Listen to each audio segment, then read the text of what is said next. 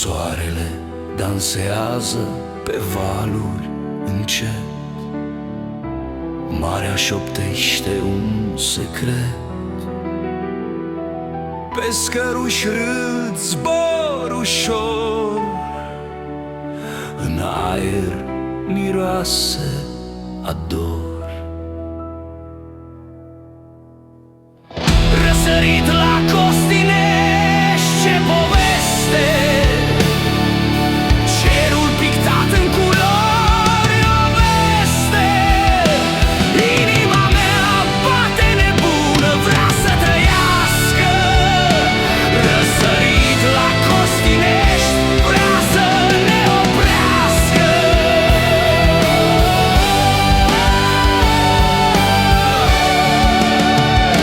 Vrea să ne oprească.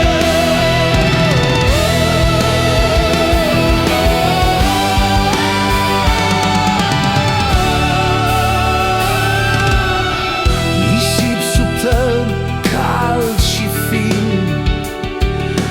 un cântec de vară, un vin divin. Plaja strigă, nu pleca,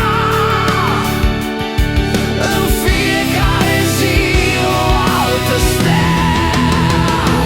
Răsărit la Costinești, ce poveste!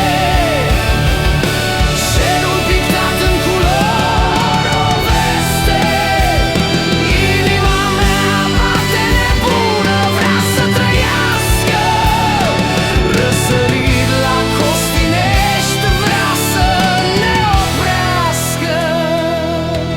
Luna a plecat, dar nu-i nimic.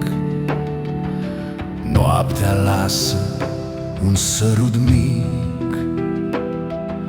Soarele urcă un dans galben auriu și lumea e din nou un miracol viu.